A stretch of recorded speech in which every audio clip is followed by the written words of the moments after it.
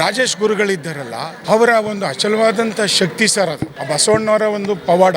ಇದರಿಂದ ಸಾಮಾನ್ಯವಾಗಿದ್ದಂಥ ಈ ಸ್ಥಳ ಇಷ್ಟು ವಿಜೃಂಭಣೆಯಿಂದ ನಡಿಬೇಕು ಅಂತ ಅಂದರೆ ಎಲ್ಲ ಸುಮ್ಮನೆ ಆಗಲ್ಲ ಸರ್. ಅದಕ್ಕೇನಾದರೂ ಒಂದು ಶಕ್ತಿ ಇರ್ತದೆ, ಅದು ಒಂದು ದೈವಿಕ ಶಕ್ತಿ ಇರ್ತದೆ.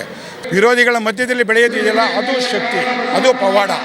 ಹಾಗೆ ಮತ್ತು ಇವರು ಬರೀ ಕೇವಲ ಜನಗಳಿಗೆ ಆಶೀರ್ವಾದ ಮಾಡೋದ್ರ ಜೊತೆಗೆ ಸಾಮಾಜಿಕ ಕಾರ್ಯನೂ ಮಾಡ್ತಾಯಿದ್ದಾರೆ. ಏನು ಸಾಮಾಜಿಕ ಕಾರ್ಯ ಮಾಡ್ತಾಯಿದ್ದಾರೆ? ಸುತ್ತಮುತ್ತ ಇರ್ತಕ್ಕಂಥ ಶಾಲೆಗಳಿಗೆ ಪುಸ್ತಕಗಳು ಕೊಡ್ತಾರೆ, ಬಡ ಮಕ್ಕಳಿಗೆ ಬ್ಯಾಗ್ಗಳು ಕೊಡ್ತಾರೆ, ಮತ್ತು ಮಧ್ಯೆ ಅವ್ರಿಗೆ ಏನೇನು ಫಂಕ್ಷನ್ಗಳಿಗೆ ದುಡ್ಡನ್ನು ಕೊಟ್ಟು ಮಾಡ್ತಾರೆ ಸರ್. ಸ್ಕಾಲರ್ಶಿಪ್ ಕೊಡೋದ್ರ ಮೂಲಕನೂ ಕೂಡ ಮಕ್ಕಳಿಗೆ ಪ್ರೋತ್ಸಾಹ ಮಾಡ್ತಾಯಿದ್ದಾರೆ ಸರ್. ಪ್ರೋತ್ಸಾಹ ಮಾಡೋದ್ರಿಂದ ಇವರು ಕೇವಲ ಮೂಢನಂಬಿಕೆ ಏನಲ್ಲ ಸರ್, ಇದು ಸಾಮಾಜಿಕ ಕಾರ್ಯನೂ ಮಾಡ್ತಾ ಇರೋದ್ರಿಂದ